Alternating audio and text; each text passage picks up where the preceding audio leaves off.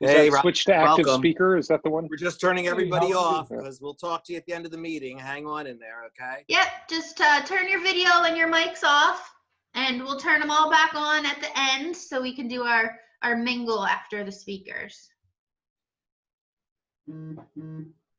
Okay, so I think, are we ready? Yep. Hey, you know what? The gavel is down at the Franklin Institute. I got to get that. We got to get in there somehow and get it. I'd like to welcome everybody. I'm Ted Williams. I'm the president of the Rittenhouse Astronomical Society. And this is all a grand experiment for us. This is our second monthly event. We experimented with this last month. We were only doing this for members and volunteers. We have an extensive volunteer staff out at Muddy Run also. So last month, we didn't record the beginning of the meeting, and I had tried to tell everybody about maybe this is a new era in astronomy. One of the things that we had found is it was really more important for us to make a connection with each other than necessarily to do astronomy the entire time. And when I reached out with the Zoom, at first I felt odd, like, well, how important can astronomy be? But I don't know about any of you, but I've had my telescope out quite a lot now in the backyard doing it. I'm fortunate enough, I have a small backyard. And let's just say it's really pulled me through. So let me give you a little bit of a recap of what's happened. We did this last month. I think we had somewhere about 40 people, 38 somewhere on that first meeting sign in. We do have a recording of it. We haven't figured out where to post it yet or how we'll do that, maybe through our Facebook page. It'll be a private post.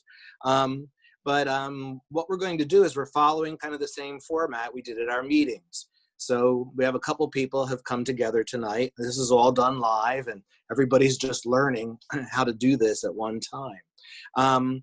What we did is we also asked our members if they'd be interested in possibly getting together on a Monday night. There was something that I had played around with the organization somewhere about 5 years back, and we had a social site called a Ning site. And on that site, we had the ability to host a chat room. And I just started manning the chat room there on Monday nights, and I had done it for basically the better part of a year.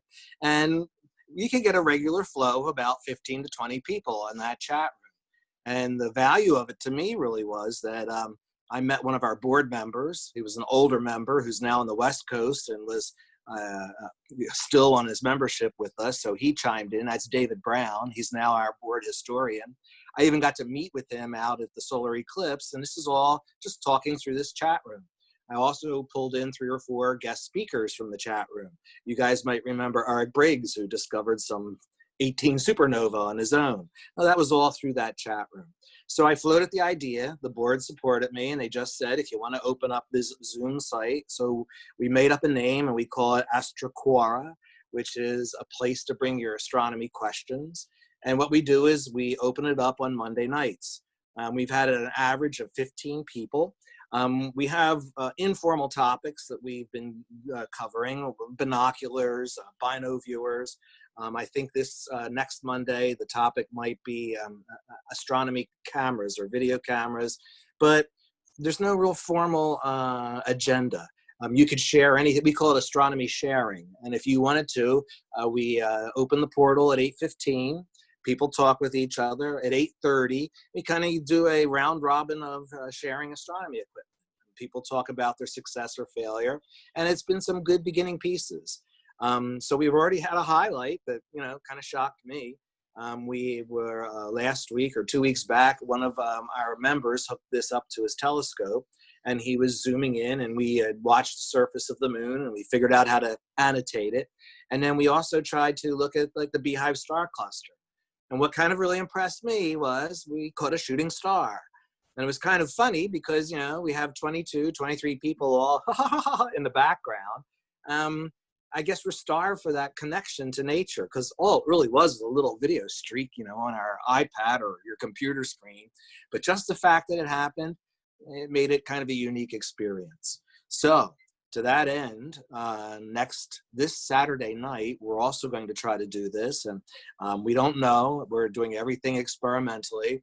I'm going to try to go out to Muddy Run Park. The park is open, not for campers and not for visitors. It's for long-term campers, people who have contracts there, and the observatory is still not open at this time. So what I would like to do is possibly host an event from the observatory. We checked out the Wi-Fi, that's working pretty good. We got to make sure we clear everything with the park.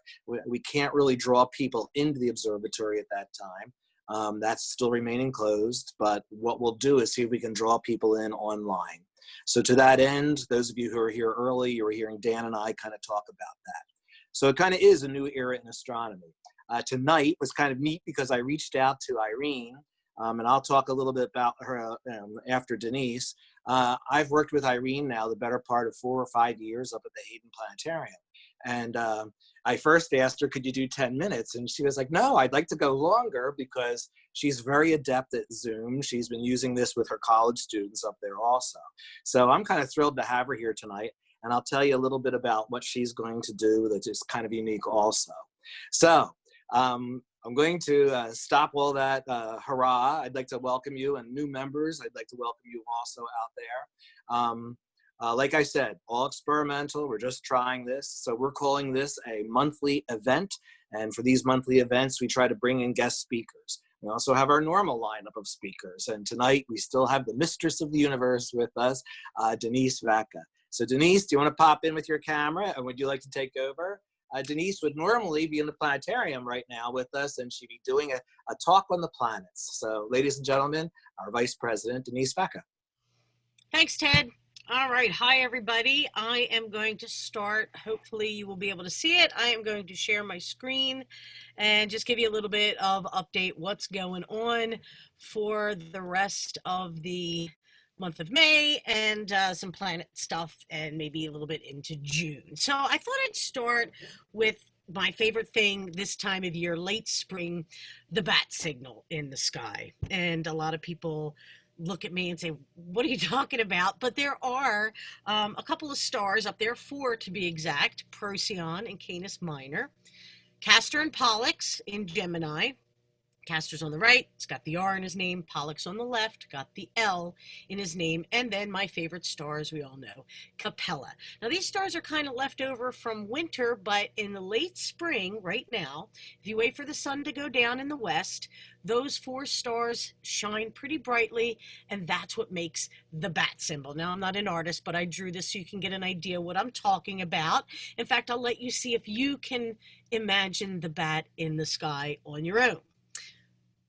Here are the 3 constellations. It's actually an asterism. So the bat, just like Ted talked about last month, is a catch figure, and there are lots of asterisms in our sky. 2 of the most notable are the Big and Little Dipper. A lot of people call them constellations, but we know they're part of the Big and Little Bear. So the bat is an asterism made out of 3 constellations: Auriga the Charioteer, Gemini the Twins, and Canis Minor, the little dog. Now look down here.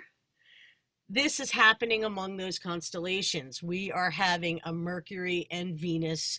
There's going to be a conjunction this week. So I have this sky set up for tonight. So Mercury is visible if you have a good shot of the horizon. However, I know somebody wrote in saying, Denise, I've never seen Mercury Vaca.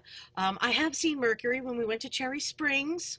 I was able to see Mercury at the park, and I was like, took me 30 years to see it, and I wasn't that impressed because Venus right now is about 30 times brighter than Mercury. So that's the impressive one. But if we watch these 2 planets, let's go back over the next week. We're going to see them getting closer together. So real quick, let's just talk about Venus. You guys already know lots about Venus, the hottest planet, lots of clouds. They reflect the sunlight, make the planet look really bright. Right now, Venus is still close to us, and it's going to be kind of getting in the glare of the sun. By June 4th, it's going to be gone. So get out before the end of the month and check out Venus, because it's going to be the last time to see it in the evening. After that, you're going to have to get up in the early morning sky. So I'd rather see it at sunset than have to get up at sunrise. I'd rather sleep through that. So it spends about 9 months in the evening, 9 months in the morning, and it will be heading into the morning skies. And Mercury, I love this shot. It was taken by the Messenger spacecraft. And this one over here on the left, I'm not sure if it's your left, depending on how you're looking at my screen, but this one is black and white, and the one next to it is in color. And you can see that Mercury looks a lot like our moon because it doesn't have an atmosphere, where Venus has a huge, thick atmosphere. That's why it's the hottest planet. The heat never escapes. Mercury doesn't have an atmosphere, so the meteors can go right through and bombard right into the planet, just like it does on the moon without an atmosphere.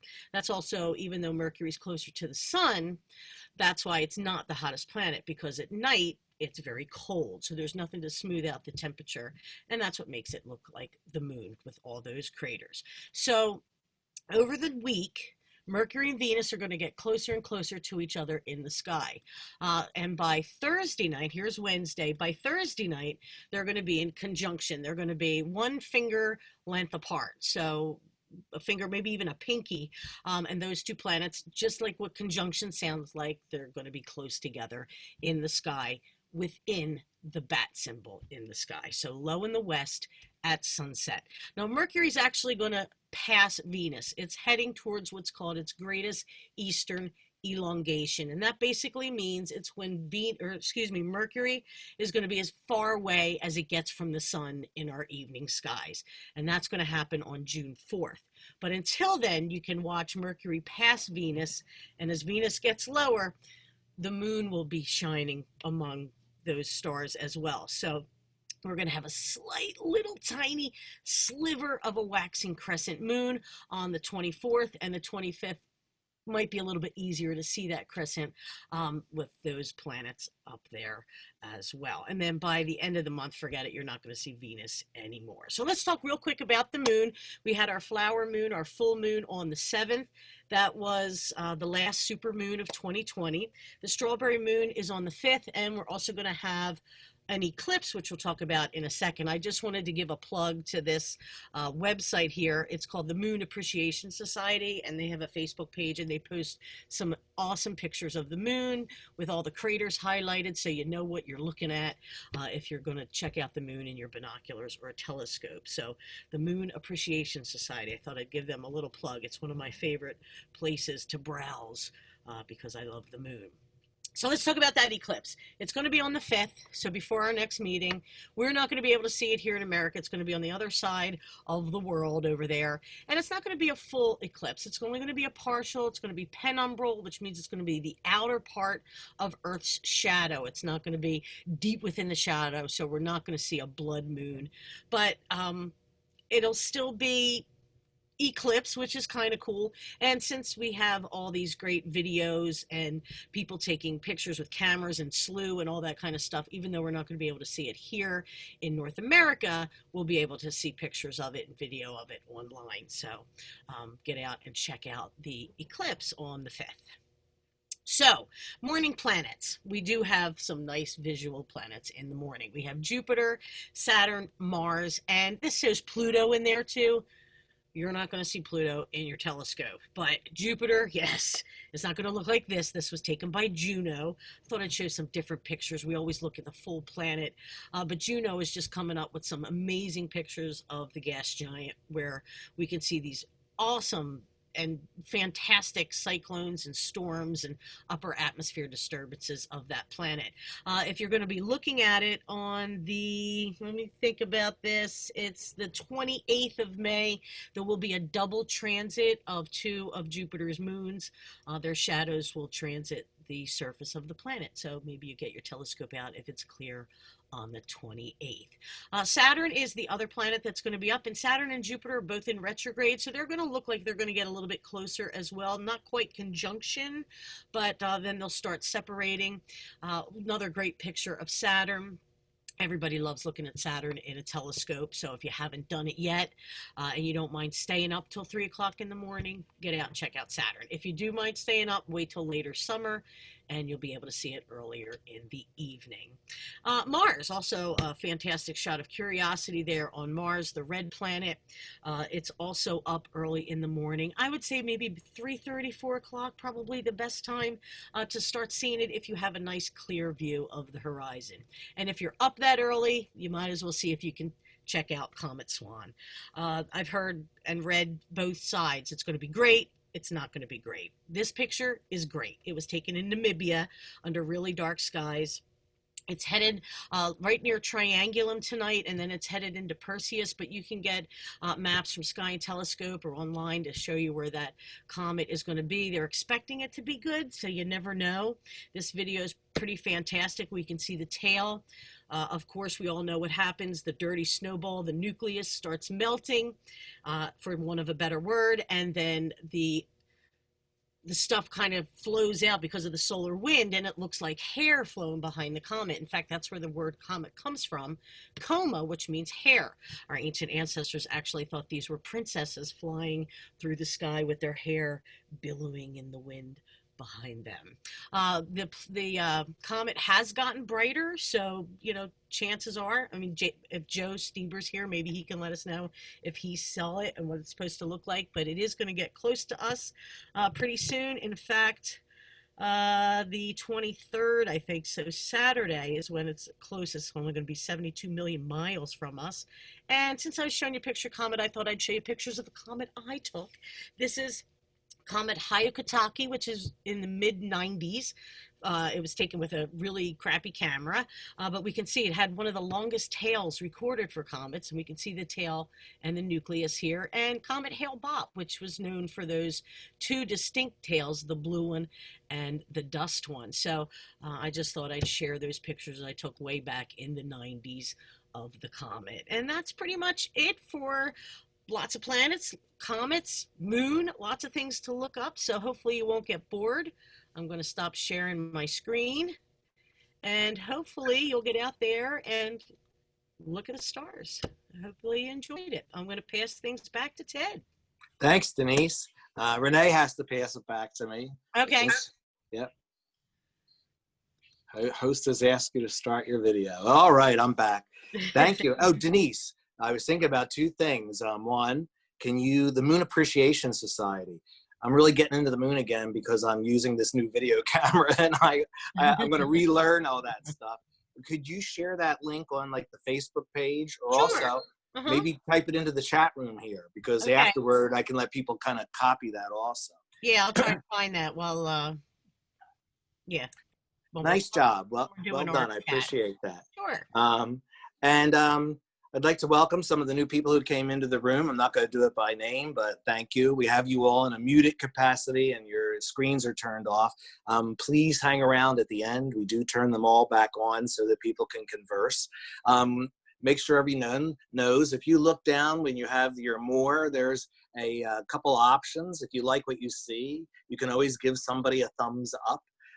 If you like what they have done, there's a way that you can give them an applause. So you can do that all without turning their mic on. So that's appreciated when a person is seen there.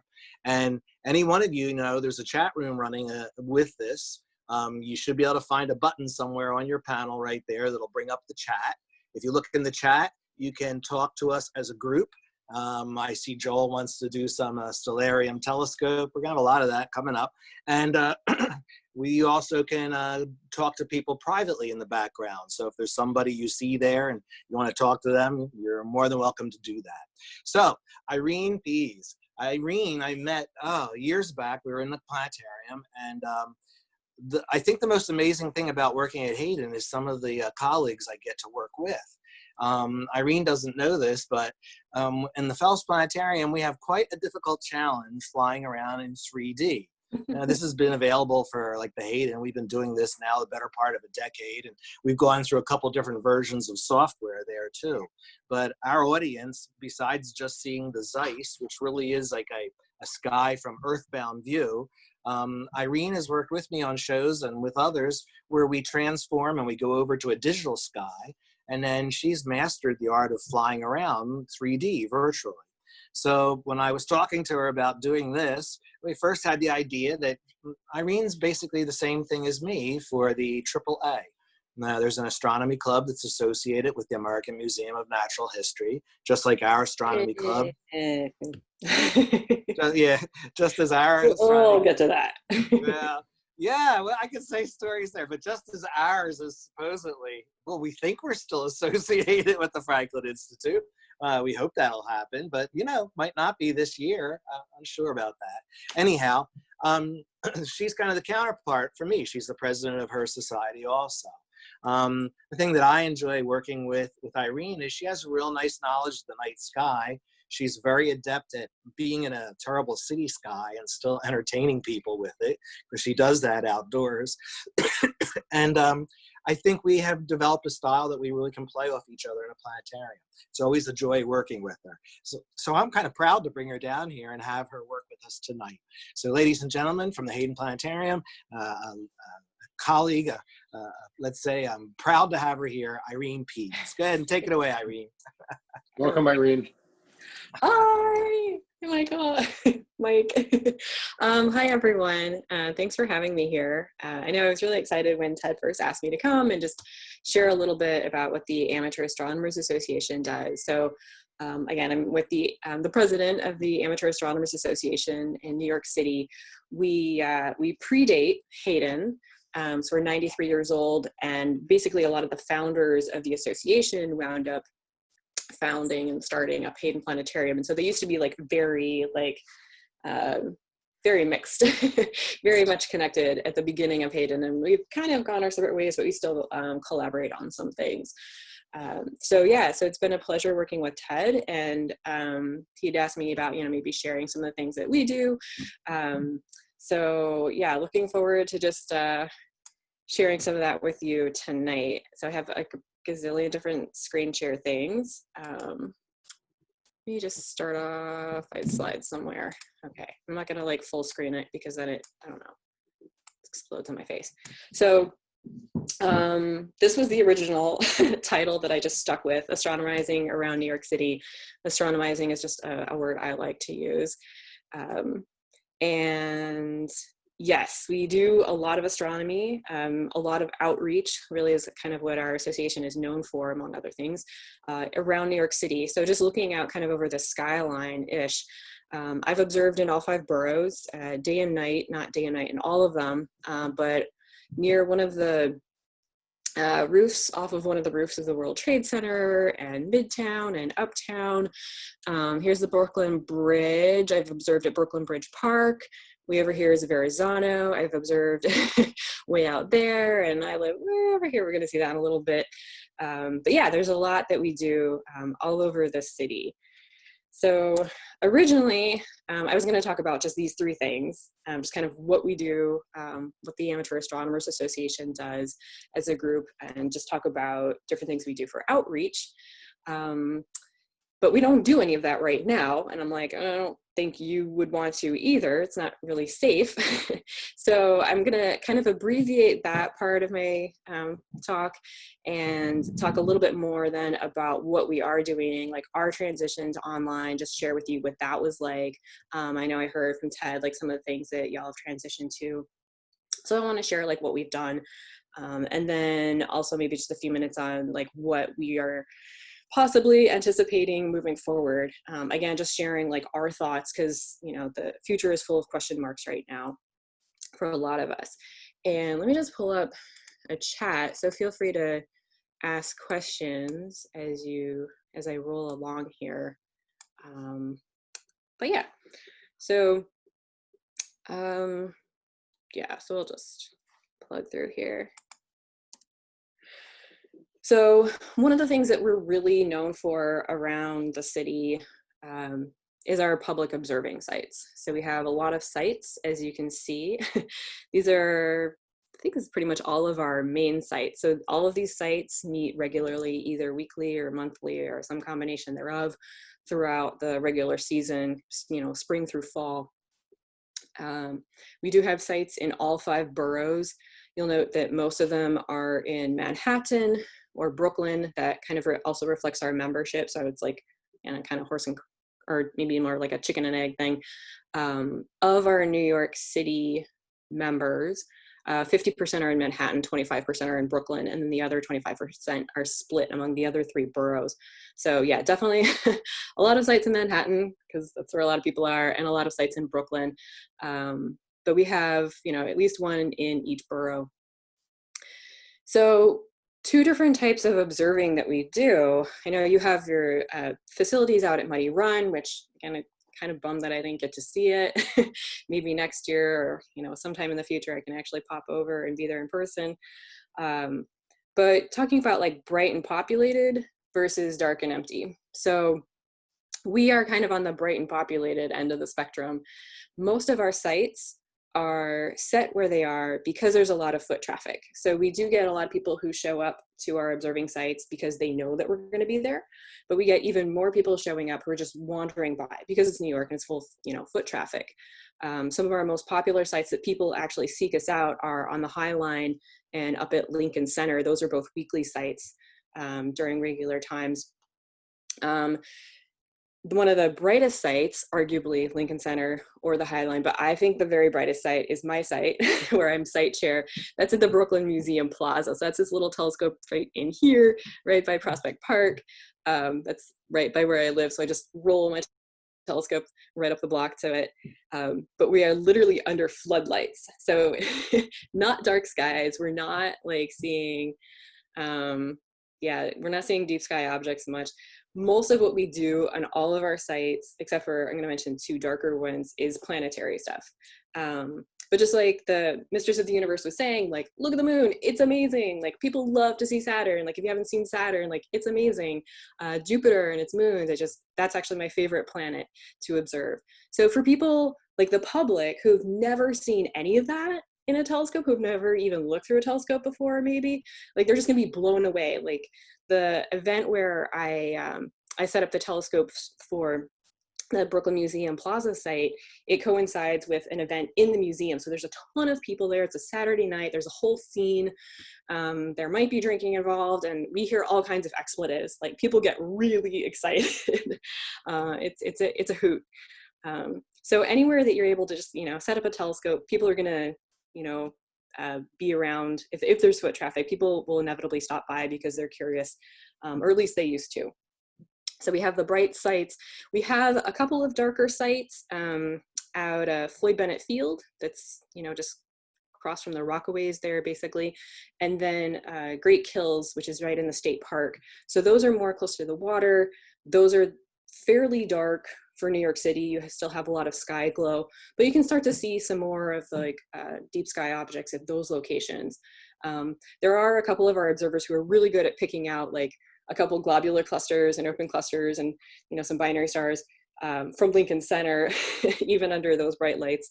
But yeah, so we do have the slightly darker sites, but those are like way out of the way. There's no public transit that gets people there. So people have to drive in, which, if you've been to New York City, you know, a lot of us don't drive or don't have cars here. And so it's like a destination. So we get like more school groups and scout groups that show up at those, and then just some of our regular observers who don't want to have to drive all the way out of the city to get to a much darker site. So that's a lot of what we do regularly. Just a couple other things. We also have like some special observing events, a couple really big star fests that we have in some of the big parks and some of the cemeteries as well, where we have like prizes and speakers and a whole mess of telescopes. We'll have a couple dozen telescopes at some of these. We also do some special events. We do a Tanabata. We coordinate with some other cultural institutions on that. And also we started doing a Diwali festival every year. We have food and fun, and it's a hoot. So those are all public, free, open to the public, just whoever's around, or people can plan to show up.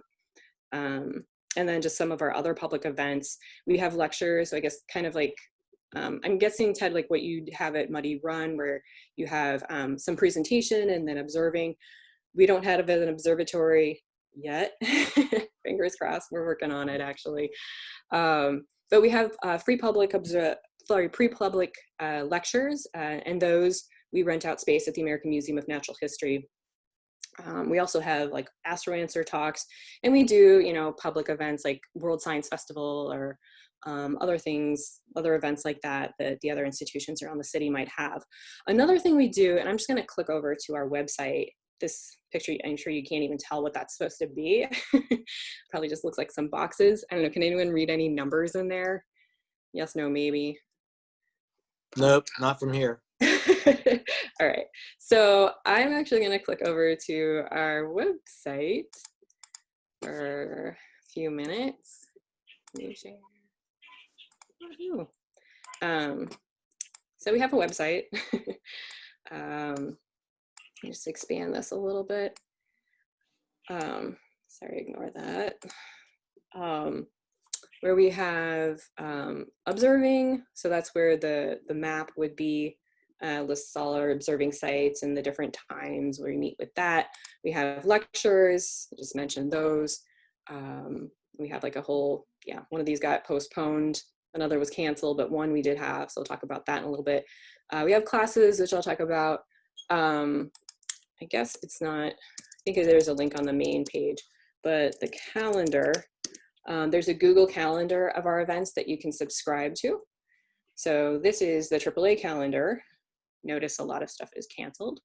Ignore everything past June 1 because we just haven't canceled it yet. But then there's this tiny link, which I need to do something about, the Astronomy NYC calendar. So this is just kind of a resource for everyone in the community. We mainly have stuff that's around New York City.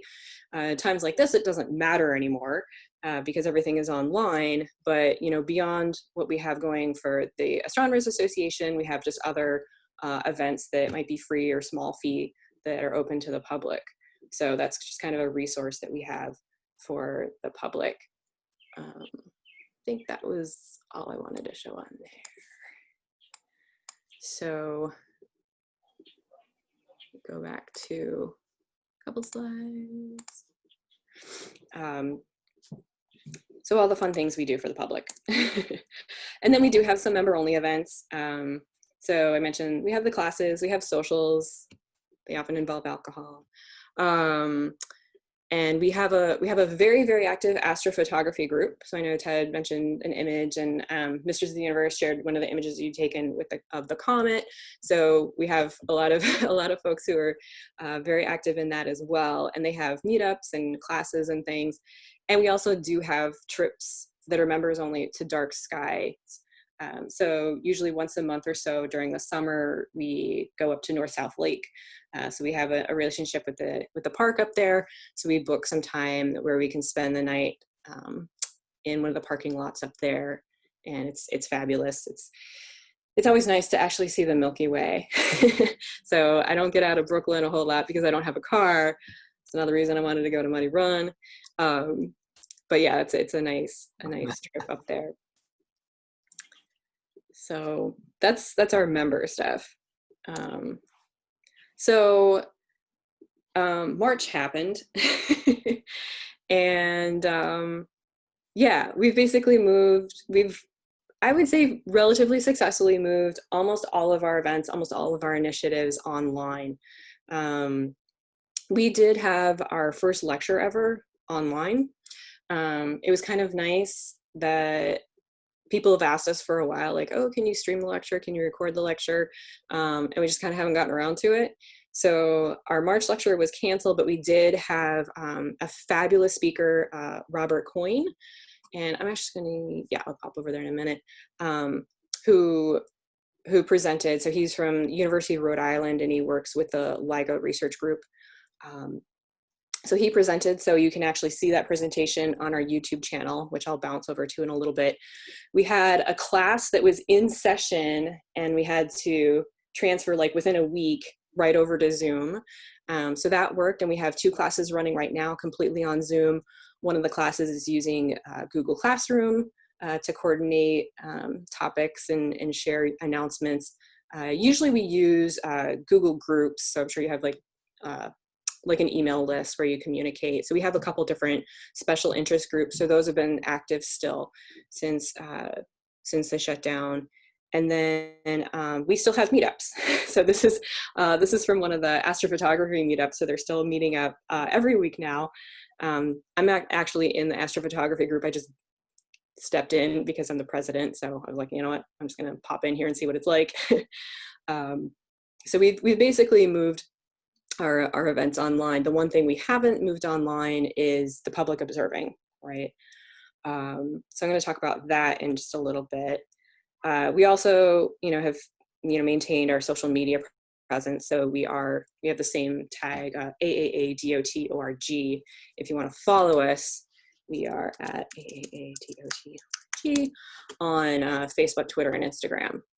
So we have active accounts there, so people still know we're alive and well. The one thing you'll notice about you might be able to see with the astrophotography, or with the YouTube page, that it's labeled astrophotography. And I'm actually going to go there now. Astrophotography. So because mostly the astrophotography group was using the YouTube site, so they had set up a YouTube site or a YouTube channel, I guess. Sorry, I don't know all the things. But we're going to be renaming it just Amateur Astronomers Association of New York, because we have started posting a lot more on there. So we have the lecture, and another thing that we've been doing, I've actually been hosting this AstroViz tour weekly on Thursday evenings. So I wanted to show you a little bit of the software that I've been using to do that. And just listening to Mistress of the Universe, I guess, is it Renee, or that's Denise, it's Denise. Denise, okay. Listening to Denise present, like with Stellarium, just really fabulous. And actually, I want to encourage you to try and do like a live stream if you're not already doing some, because I think what you're doing here was amazing. And I'm sure like if you made that public, other people would be interested. So I don't know if you're already doing that, but if you're not, I encourage you to check that out. Thank you. So, so yeah, so I didn't know anything about like posting on YouTube, and I learned, I used a little bit of the OBS software for some other work that I do, but yeah, so we have like these different channels, different, things people can do. They're not like, it's not like they're super packed or anything. But we do have that extra kind of social media channel and that outlet that's available to people. So this is kind of the extent of our outreach right now, between the social media channels and some live streams. We have had, so the live streams that I host, and that I'm going to show you some of the software for, those are all just visualizations. But there have been a couple of our very intrepid observers and astrophotographers who've done a few live streams, actually streaming the view through their telescope. So we're trying to get more people to be able to do that, but that takes a lot of equipment, plus an internet connection, plus like getting everything set up and the weather. And, we're in New York City, and, I don't even have a view. I have like a balcony I can't even go out on. So there's very few people in the organization that can do that regularly, but a few people have, and it's been pretty great. So yeah, so I don't want to take up too much more of your time, but I do want to share, stop share there, get that out of the way. Too many things here. Do want to share this software. So one, I use Stellarium. So if you watch any of those videos, I use Stellarium. I believe you're all familiar with Stellarium because you've seen it already here. And I think a lot of you may have seen OpenSpace as well.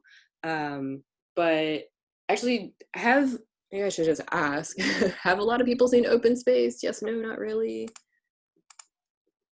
I think all their mics are turned off. Oh, but you can say in the chat, yes, no. Okay. No, there's a no. So OpenSpace, this is what you're looking at right now. It's a visualization using real data. Right now we mostly have the Digital Universe Atlas loaded in there. Digital Universe is, somebody drawing.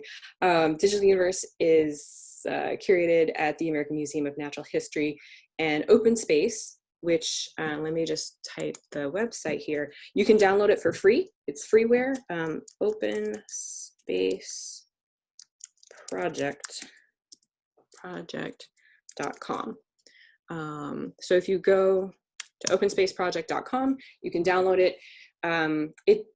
You do want to have like a pretty solid graphics card to run it. And I know I've heard from some of my friends who put it on their laptops, even like a MacBook Pro, and it was like really like shaky. So I'm running on an iMac, but if you have any kind of gaming computer, you should be fine. It's just the graphics card and a little bit of memory is kind of what you want to run this successfully. So yeah, so it's developed at AMNH, NYU, Utah, and somewhere in Sweden are the main partners working on that. And basically you can fly around the universe in 3D, which is pretty fabulous. So I use this for part of my presentations when I'm doing the live stream. Like I usually use Stellarium to kind of say like, oh, this is kind of what's gonna be up in the sky over the next week. And then this has been kind of my outlet where I just like fly off into the universe and show people cool stuff. So I believe one of the main developers and one of the software engineers, Carter Emmert, who is our director of astrovisualization at AMNH, and Mike and Sinapurna, who's one of the software engineers. I believe they've been to Philly at least twice, I think, to run this in the planetarium there. So maybe Carter came down one time and did it for us, and was probably one of the highest rated speakers that year for our club. Because we don't have anybody trained to go in 3D, and since nobody has time in the planetarium to practice that, they just stick with the flat sky. Okay. Yeah. So practicing like on a computer screen is going to be a little bit different from practicing full dome. But if you do have like a computer at home that can hack it, you can practice, and then not if but when the planetary is open back up, then you could maybe get yourself hired doing that. So yeah, so I'll just do like kind of a quick, I don't know how much, if there's any requests, I will take any requests anywhere in the universe. I was looking down there at that Magellanic Cloud. Can you actually go out to the clouds, or and are they a 3D model when you get there? Right. So I don't think I can target them, but we can pull out and do, so there's like kind of a Milky Way sphere. So they're kind of stuck on the sphere, but we can pull out, here's a fun thing. It's one of the things that I like. So yeah, we'll go check out the clouds. But first, let me turn on the constellation lines. I love pointing out that the constellations are all the same throughout the solar system because the stars are really, really far away. Right. So oh, go ahead. Go ahead. Yeah, they're going to change, aren't they? Oh yeah. So as you zoom out, we get into, because Ted's been in our planetarium, we've seen this like 100 times. They do change, and you notice they're color coded. So the zodiacal constellations are red, most of them are salmon, and then Orion and Ursa Major are that darker blue. But yeah, we start to see like the close stars. So I think this is Sirius, B Alpha Centauri. Pull out even further. I'm just going to skip like trying to fly through a cluster. So you can actually fly. Earlier today I was practicing flying through the Beehive cluster for a presentation I'm doing in June. You can fly out through like the Pleiades or the Hyades. It's really cool. And then I hope I didn't turn everything off. Oh yeah, no, okay. And the one thing I can't do on my iMac, because I think it's like a Mac thing, I can't load the Gaia data on here. Even now, it looks like my connection is a little slow, a little shaky. I'm just going to close down some other applications and see if that helps at all. Hoping yes. So yeah, so that's our Milky Way. And if I turn on, there's the local group. So the Magellanic Clouds are part of the local group. But they don't have like, well, actually they do have the spheres. I have to do a few settings. Actually, what I'm going to do while I'm doing all this mess, so you can get it kind of an idea. So it's really pretty. I'm showing you the pretty view, which is normally what I would show people. But since I'm trying to like advertise and kind of like get you more interested in using this, I'm going to share the GUI. So here's GUI view. And I'm not the best at navigating the GUI view, but this is our local group. And really what I think I want to do is just go to the universe. So we have galaxies in there, and there's a Milky Way image I think I need to turn on. And then the Milky Way volume gets weird out here. So I'm going to turn that off. Our Milky Way still looks weird, but we'll click back and I'll show you that in a minute.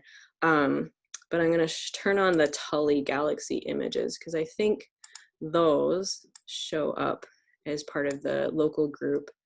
And I want to make them bigger. So there's a couple scales. I don't think it's that scale factor. I want the scale factor. Okay, that's way too big. Okay, that's still pretty big, but whatever. Okay, so we have like these massive command trees and these massive object trees, but it's, once you get used to it, it's not so bad. So it might be a little intimidating, but really it's like, oh, here's the solar system, stuff in the solar system. And then like, oh, there's a bunch of planets, neat. And then you click on a thing, it's like, okay, yeah, Jupiter. And there's like, wow, that's a lot of stuff. But once you get used to it, it's not so bad. It's not as intimidating. So let me actually take you back to the pretty view. It looks intuitive. You find your way through. Somewhat, yeah. So, I mean, that's the thing is we've been working with, where's our Milky Way? Yeah, so the Milky Way disk is off right now. I'm not sure why it's off. I feel like it shouldn't be off. Oh, there we go. Now we can see the Milky Way. So the disk of the Milky Way is enlarged. I think all of these are enlarged a bit. But yeah, I think the large and small Magellanic Clouds, they're enlarged like 42 times. But there they are. That's the SMC. So this is, it's a little bit of a mess. But we can pull away from the green dots. So that's basically all the dwarf galaxies. So who knew there were so many dwarf galaxies of the Milky Way? Well, people who studied dwarf galaxies knew. And then I'm going to turn off some of the other Tullys for now and just leave our local group on because there's way too much in here. Milky Way Tully. So I'll just leave the dots. So there's our kind of grouping, and then over here we have the Andromeda grouping in blue dots. Right, so they're Andromeda, M31, M33, Andromeda Triangulum, very much exaggerated images, but the little dots are basically scaled. And if we zoom in close enough, you should be able to see like any of the labels. So you can kind of see these two clumps of galaxies, like our clump and Andromeda clump. That's our local group. And then we move out further into this other data set. It's the Tully data set. It's like 30,000 galaxies. And if I turn those dots on, I'll just turn off the images for now. Anybody want to guess what this bright red patch is? This huge cluster? Anybody? Back in the core? This one? So all of the dots out here now are galaxies. Okay, right. Oh, Virgo supercluster. Yes, that's the Virgo supercluster. So M87 is in there, and you know all of the others that you probably can see really nicely from your dark skies. So that's a little bit of what the open space can do. You can load in special data sets, but I like using this. It's like a 2D planetarium, I guess. Just kind of have it on your desktop. And I just realized that there was one other thing that I wanted to show you. Irene, is it touchscreen sensitive? Like if I had it on a computer with a touch screen, could you just like rock and roll with your finger? I don't know. Maybe. I mean, I guess because I'm able to control it in the view screen or Right. in the GUI. Right. So maybe. Yeah, I'm wondering. I mean, really, you want to have like a three click mouse, 3-button mouse. Okay. To have the control, because you're zooming in, you're zooming out, and you're rotating and like flip turning and all the things. Okay. Turning around. So you have a lot better control with a mouse. But just one last thing that I promised I would get to, and then I'll let you get to your meeting, your social socialization. This is the meeting. You okay. feel free to keep going. If you haven't started drinking, feel free to start drinking. Right. But yeah, so that's kind of how we're trying to do some outreach in our social distancing world. Having some live streams, having still socials through Zoom for the group, but then producing these live streams that people can plug into, and then just having the calendar curated for other other events online that, astronomy people might be interested in. So we've talked a little bit within our group just about like what reopening could look like for us, because again, we feel like we provide an essential, not essential service, okay, but we provide an important service in promoting the study of astronomy, which is a science. And I think anyone here would have a problem with me saying that we could use a little more science in our country, science awareness, science literacy. So having us out there in a safe, obviously in a safe way, in a legal way, would be great. So to do that, we're looking at establishing protocols and posting those on our website, and then distributing them among our observers as well. And this is just for public observing. For private observing or observing within our groups, that's going to be, again, kind of a little bit different because we can bring our own gear, then we're not sharing gear or anything. But as far as like having public viewing, like we're a little ways off from that. So we do have a couple people that have been tasked with, looking at best practices and thinking about what kind of protocols we would need to have in place when we're allowed to, leave our homes and meet in small groups and things like that. So we'd have to, have really strict protocols and make sure that that's communicated clearly to the community as well as our observers, ensuring that our observers have all the equipment that they need, like any masks, wipes, gloves, tape, for marking off, like you have at the grocery store, probably 6 feet for people to be in line, and a sign to post like any protocols, like any requirements, like if you are not wearing a mask, you cannot be in this line kind of thing or whatever. So having all that at any observing sites that would be open, and then just keeping the calendar up to date, because things could change very quickly, and just trying to keep everyone up to date on where we are and what we're doing. So that's all I have so far on that, because we don't know when we might be able to do this again, but we have already started thinking about what could that look like. So I'm happy to take any questions or any other requests from open space. Otherwise, I'll just let you into social hour, I guess. We have one more before. I was going to end off. Oh, okay. But Renee has to give me a host. I can't bring my picture back on. Great. She'll get to it, I'm sure. She's back there somewhere. Host is Well, thanks everyone for letting me come and talk. It's been Hold on. Thank you. That was great. Thank you so much, Irene. That was good. Irene, though, you're still sharing. Okay, there you go. So we got our screens back. Thank you. Interesting. I'd like to keep in touch with you about this because we've come up with some unique ideas about how to put a camera in a scope and mount a small screen to the scope. I have a lot of ideas about, okay, projecting what you see, which turns one of our events into a look and leave, that fast, versus maybe giving them some way of interacting with a scope. You can't use the eyepieces, obviously, at this point, but we have some creative ideas. I'll have to share them with you. But thank you so much for doing this with us. And yeah, you're facing the same challenges that we are, that's for sure. What I thought I could do for everybody, instead of doing questions, Irene, can you hang for about 10 minutes? Yeah, I can stick around. I'm just replying to some questions in chat. I'll try to keep it on the shorter side, but what we usually do now is we're in the planetarium at this time, and we usually finish with a little bit of night sky astronomy.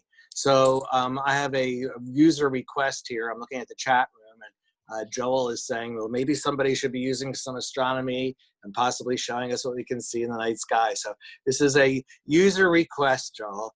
Let me see if I can share our content. And what I'm going to do is take us to some software you guys are used to me using. I'm a Sky Safari person. And Denise, oh my gosh, your bat icon driving me crazy. I have been out a couple times recently, and I'm looking over there at sunset, and it's gotten to the point that I don't even see Gemini and Auriga. I see the bat. So it's a powerful image out there. It looks more like a bat up in the sky. What it really is, what it really is here is you're actually seeing the winter hexagon or the winter circle. And I have my chart here set for about 8:30 this evening. And this is just setting over there. So when you look towards the west, if you ignore Venus, I mean, Venus is a real attraction. You shouldn't ignore it. But I mean, if you kind of block it out of your view, the bat is right above that area. If Joe's out there, Joe had said now's a great challenge to take a look at it, and he's probably done this. And I haven't had my scope in the right spot in the last couple of nights, but he's saying you catch it in a real slender crescent. And some people get off on catching that crescent as slender as they possibly can. Well, we're getting there. It still looks really bright, but again, this is one of the things when Galileo saw this, he presumed it had to be some type of ball or a sphere, and that after looking at Venus over the course of a couple years, he determined it had to be in orbit around the sun, and that's what was causing the phases that you see right here. So Venus, still a really nice view in that sky, right underneath that bat logo. So I've been working with some telescopes recently. I play around in the backyard with them, and here's something I was thinking about, a bit of a view. Some of these clusters are just not that exciting. Let's say the Beehive cluster. So what I'm going to do on this one is I'm going to highlight it. It looks really good in a pair of binoculars. It looks really good in a spotting scope. But if you were to zoom in on this one in your telescope, usually your view is like something like this. You're kind of stuck inside the cluster itself.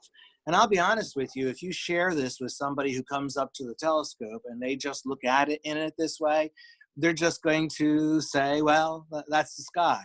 They're not aware of it being a cluster at all.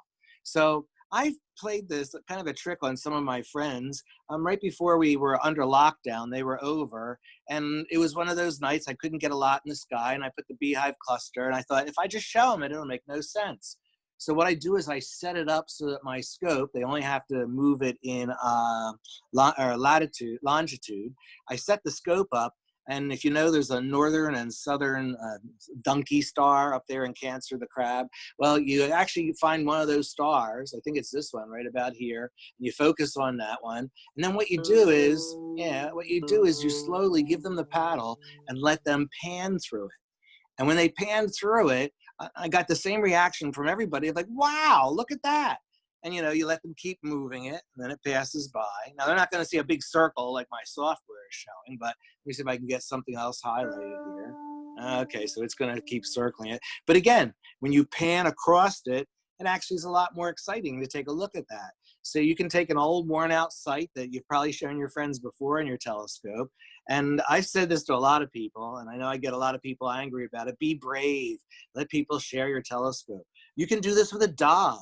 When Mike and I would go out into Wyoming, we did it, and we would set it up so that, you know, you're just going up and down in declination. Set it right below, tell them to grab the tube and slowly move that through the field of view. That's how they really get to enjoy it. They see a star cluster out there.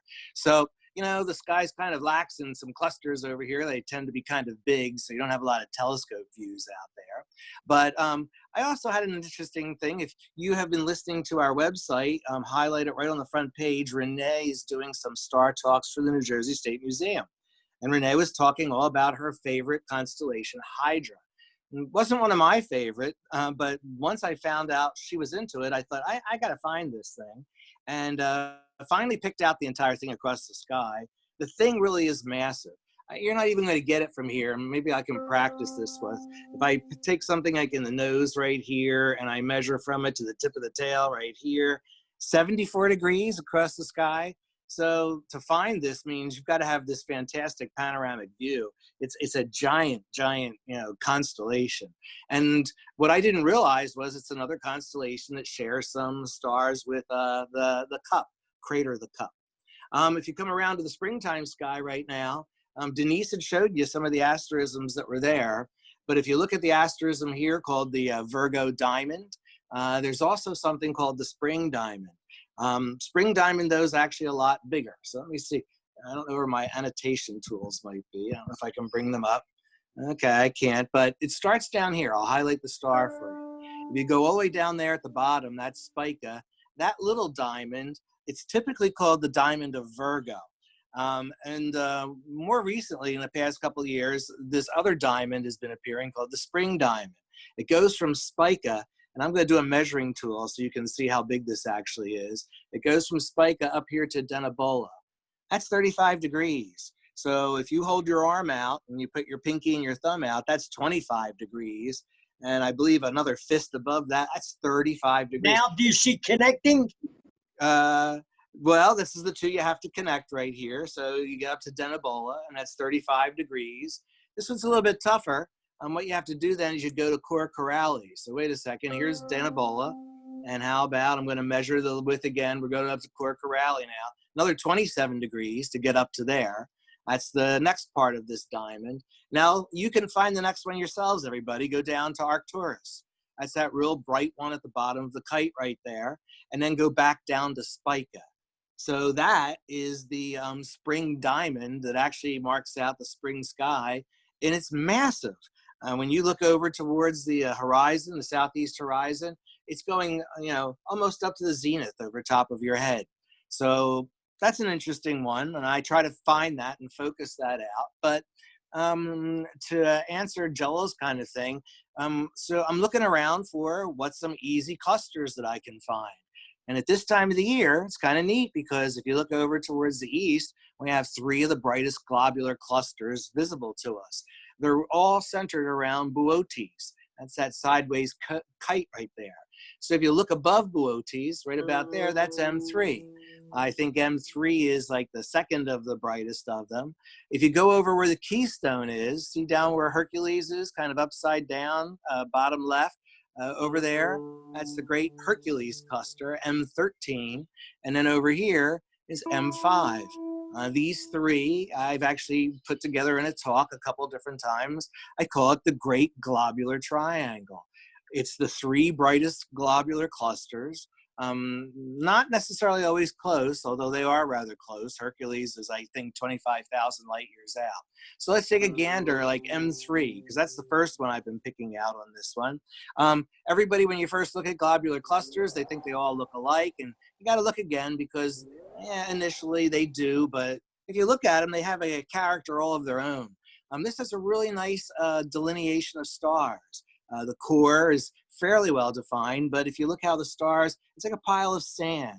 They all kind of slowly fade towards the outer edges on this one. And it's a beautiful cluster. It's very bright. In binoculars, it really, John, let's see, let's get it down to like a dimple. And let me get off of it for a second. It's got that crosshair over top of it. It's barely a dimple in your binoculars, looking something like this. But I actually got this. I was playing with the camera Al gave me. So this is my first attempt at playing with the gain and playing with the stacking of the images to see if I could make this look kind of exciting on a little television screen mounted to my scope. So M3, a great globular cluster. Most of you know about M13. That's usually like a tried and true. Oh, to find M3, here's a tough one, everybody. It kind of makes an equilateral triangle itself. Over here is Arcturus. And if you come over here, that's one of the stars, what we usually say is the belt of Boötes. If you look at these 2, that could be the bottom of a triangle, and almost equal, go up to M3 then. So if you're trying to find this in binoculars, kind of difficult. In a telescope, it's a little bit easier because there is a bright star nearby, this one, this guy over here. So I sometimes hit that one also, and you can actually find it, but it is in a field kind of by itself out there. So if you have a hard time and you're doing this like dead reckoning, Hercules cluster is probably the easiest then to find. You can see the Pennsylvania keystone right there.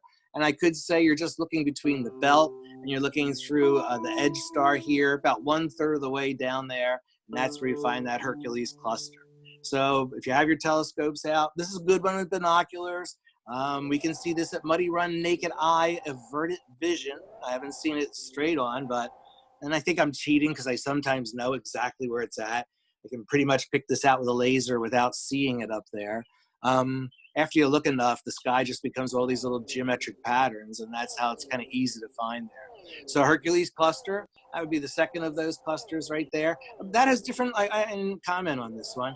That has some different chains of stars that are through it. The software actually brings up a lot at 5.78 visual magnitude. Here's a picture down towards the core, and you can see some color. Orange stars are scattered through the The core is a little bit more dense. They say there's white dwarfs. You're not going to see that in a telescope view, though. This is a very good view right here also, the Great Cluster. Okay, wait, let's go back now. So that's the second, and I'd be remiss not to hit the third one, M5 over here. The way I find M5 is I use these stars over here in the Northern Snake. His head doesn't stand out that much, but these stars right here, these three, 1, 2, 3, they look like a little bit of an arrow to me, and they kind of get my binoculars headed over towards M5. So the easy one, everybody, M13, you pick that one out. If you're up to a little bit more of a challenge, I'd say M5. And if you really want to, go for the challenge, then M3, a little bit more on those. So that's about all I wanted to point out to you guys. These are coming up over about 8:30 in the evening. If I were to take time forward, so let's say on nights like this, you're out around 11:30. Everything's nicely placed. It's high up over top of your head. Remember, when it gets to that transit point, that means a direct line between the zenith line and south. That's when you're looking through the least amount of atmosphere. So tonight, if I was looking up there, you'd say the clearest view of M5 might be, towards midnight. But to be honest with you, I'd say an hour and a half or 2 hours before and after, that really is your clearest window up there in the nighttime sky. Look at those summertime stars on the way, everybody. Northern Cross. Cygnus the Swan. I have been seeing Lyra, and it was kind of funny. I'll close on this one too. I was out for that Lyrid meteor shower. I think we're a month back right now. And everybody has this idea that you're going to see them streak across the sky. The streaks that I was seeing, just a couple of them, went right over by Polaris, right here in the center of the screen. 2 short streaks. And I didn't think of it right away, but, they were coming right over here from Lyra. I guess I was expecting them to go, across the meridian down towards the southern hemisphere. So it took me by surprise. The couple that I saw were bright, very, very short, but definitely bright, kind of a thick line in the sky, short bolide. Okay.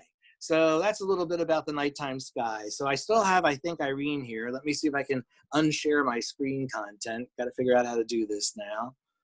Oh boy, let's see.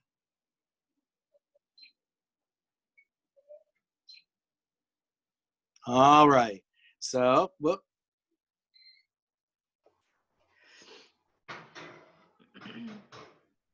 Are you guys back? Yep, we're back on you. Okay, sorry about that. I thought I got lost. I guess they all fell asleep out there, but now's the time you can all turn mics on. And is there a way you can just do that, or do they have to do that all? And you can turn your cameras back on also. You're totally drunk and you're out of it. It's okay if you put a mask on. And I'd also recommend going to gallery view so you can see everybody if necessary. Oh, that's right. You stay off active speaker, and then you can get your gallery view back, and you can see everybody else out there also. I can't start my video. Good to see some of you out there. Haven't seen a couple of you in a while. Yeah, everyone's stretching. Got to wake up. Was I lulling you to sleep with that little bit of a star talk at the end? Not at all. Not at all. And Ted, I'm fascinated with globular clusters. In fact, I do want to talk a little bit about them for my Muddy Run presentation. But do we know why they're in the halo of the galaxy, or is it still unknown? And they're in other galaxies, in the halo of other galaxies as well. Yeah, like the Andromeda galaxy has a lot more of them than we do, and they don't stay in the halo. You got to imagine like a giant spherical beehive, and they're dive bombing up and down through the galactic plane. They know we have some of the stars we get from them, because as they dive through the galactic plane, the lower mass stars are peeled off from the clusters and they splay out in the plane itself. But it's kind of interesting. The clusters themselves are the oldest of the stars in the galaxy too. Yeah. So it probably is they form first, and then as the disk starts spinning, they shed their stars into it. Irene, am I close? Do you think we got it right there? Yeah, I know they have like streams where they wound up like all strung out. So there's stars that lag and stars that lead in the stream. And yeah, when they pass through the disk, they kind of get perturbed. The last time I was at a globular cluster talk, I don't recall that people really understand how or why. Right.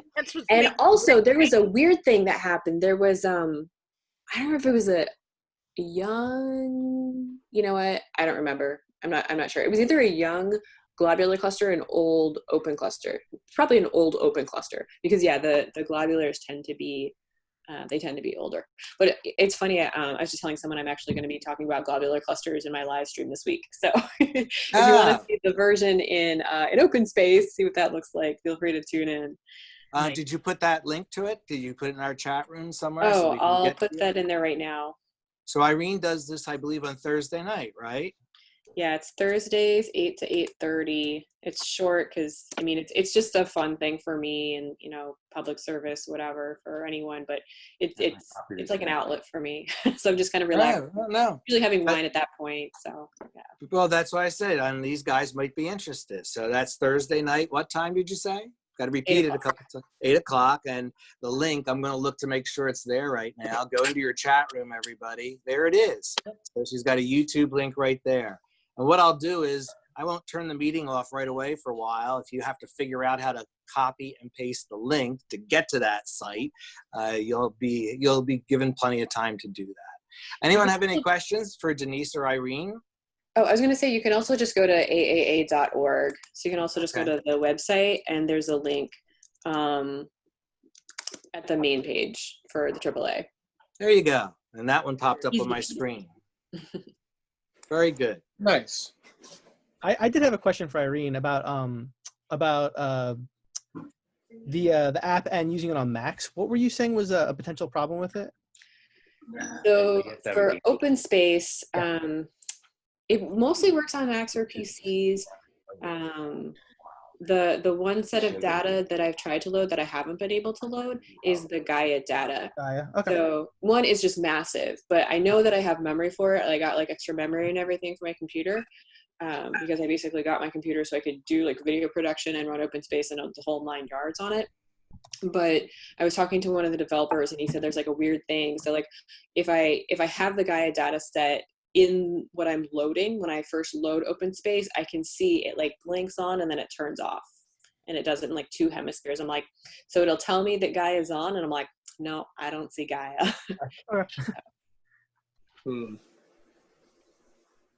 It's the same software for the Hayden, right, that you're using on the Sky? Yeah, so Hayden used to use Uniview. Uniview.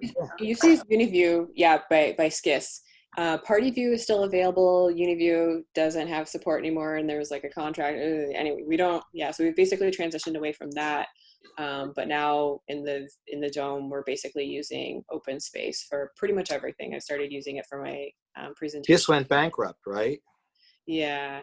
Okay. Yeah, I think they were bought out by Zeiss, but basically I don't think there's any support for it. So if you do have issues, like you're just SOL.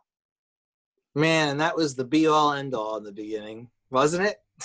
Well, okay, so open space, when we talk about open space, some of the people that developed Uniview are working on open space. So they're very similar. So when I first sat down to open space, Carter sat me and another person down, 2 people who had used Uniview previously, and he said, I want you to take a look at this because I think I want to get your take on how similar it is. So, because at first, we see like all these menus and I was just like, oh, I'm never going to be able to use this. It was really intimidating, but I was like, okay, yeah, I'm seeing how it's similar to Uniview. So having used Uniview, been like trained in Uniview, it wasn't too hard of a transition. Yeah. Denise, have you gotten up early in the morning to see those planets yet? I've stayed up late to see at least Jupiter and Saturn. Haven't seen Mars. Okay, gotcha. Because I've seen them a couple times on morning. They seem to stand out. Don't forget Neptune. And Neptune, yeah. Well, I haven't seen that with my eye. Have you seen that with your eye, Joe? Neptune? You mean my unaided eyes? No, yeah, that's why I didn't even mention it. No way. Yeah, Uranus maybe, but not Neptune. Uranus is still too close to the sun. Any tips for finding Neptune? Well, you certainly should have a finder chart, like from a planetarium program or one of the online sources, I guess. Yeah, I always get lost though. Like even if I have a chart and I know exactly where I'm looking, I still can never find it. Well, see, I've been following it for years now, and once I find it once or twice, I just keep on following it the rest of the season because I look at it frequently enough, with binoculars. You can, you notice its movement, where it's moving to. And right now I start out, it's an Aquarius, so I start out the water jar, drop down to Lambda, which is sort of red, zoom over to the left a little bit, and it's like another mark of 3 stars, which I think it's Psi 1, 2, and 3. And it's sort of above there. But You you make still it need to sound find so stuff to know easy, exactly which little pinprick of light it is. I know. Wow. Everything sound easy. Yeah. How about Comet Swan? Have you seen that at all, Joe? What's that? Comet Swan? Oh God, I'm exhausted. Like 7 days in a row, I was out last week. Nothing but goose eggs on that. It's sort of petering out. I'm not sure I'm ever going to see Yeah, it. I mean, I heard both sides, but it seems like I'm hearing more. Both sides. What's the other side? It's going to be great, and the other side is it's going to crap. Unless So, something yeah. divine happens, that some magical outburst. The thing, it's just creeping downwards.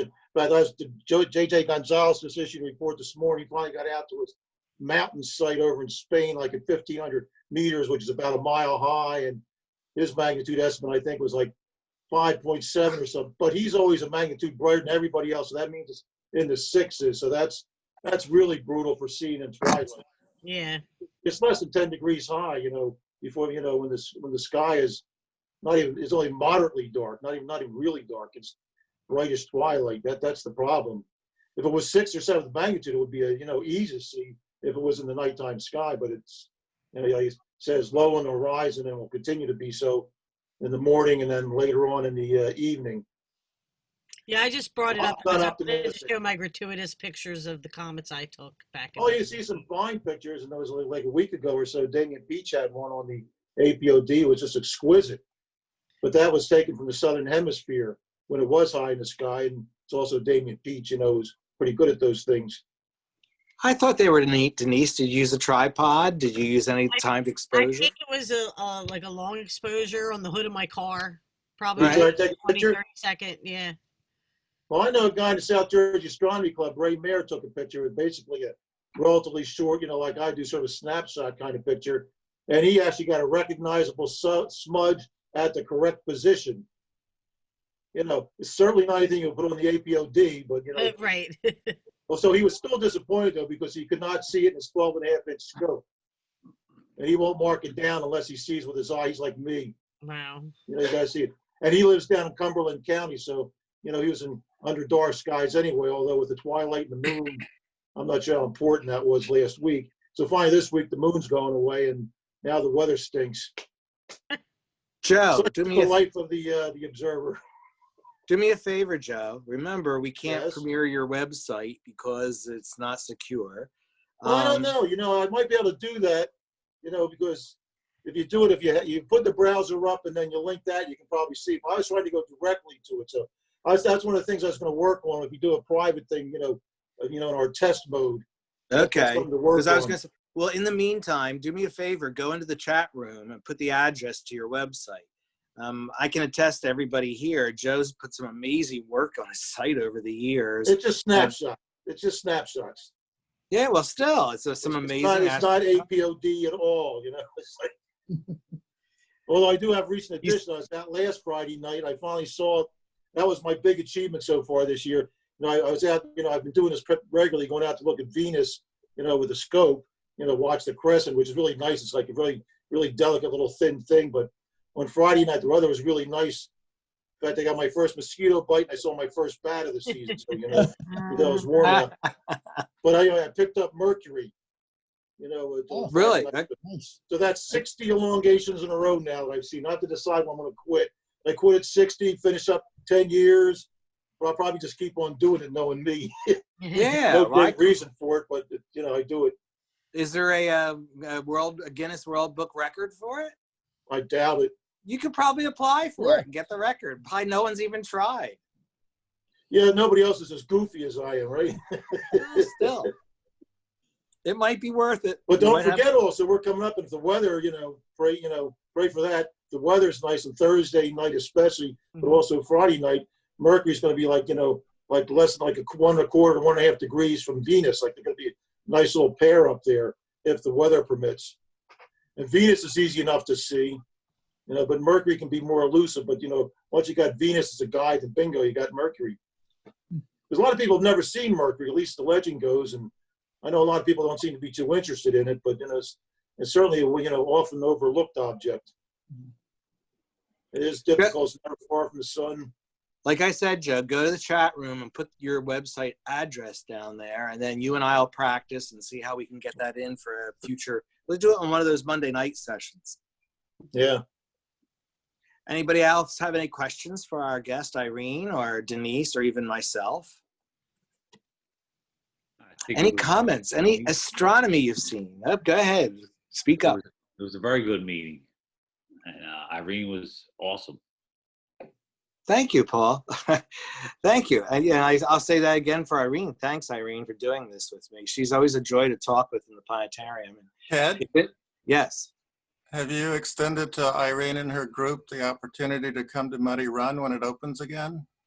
Well, Irene, you just got the extension, your whole astronomy club.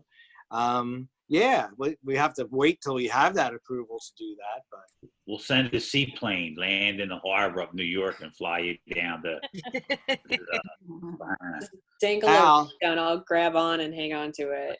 Irene was one of the person I shared the idea with. If you come down and do a guest talk with us at Muddy Run, I can put her in a camper by herself. And I think it was Irene said she might give it a try. She'd be into it. I also apologize greatly for being late. I just got here about 10 minutes ago. I've been waiting all week for the meeting tonight and this and that, looking at the day. And then I get distracted by my wife, and I was down working the washing, putting some wash on. I come up and I'm just sort of going through the email quick, and I see Renee's looking, it's like, Irene, it was like 8:30 already.